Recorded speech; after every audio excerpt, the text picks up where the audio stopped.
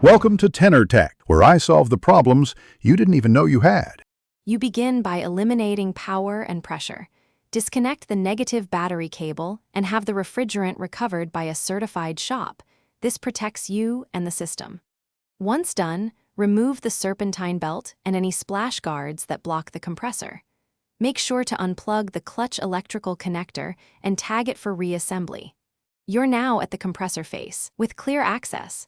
This first action prepares the unit so you can safely remove the clutch without damaging the housing or circuitry.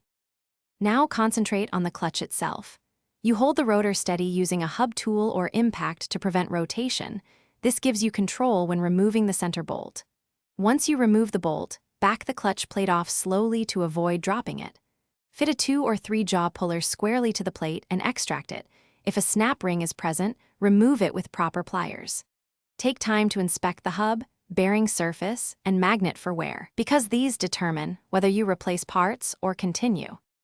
Finish the removal by pulling the pulley assembly off the compressor shaft using a proper puller.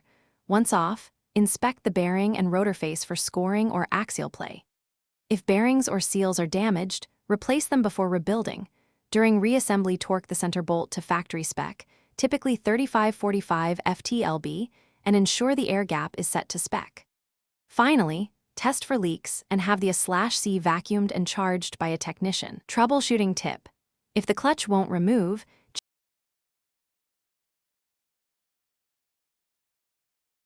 Thanks for watching. Subscribe to keep your life in tune.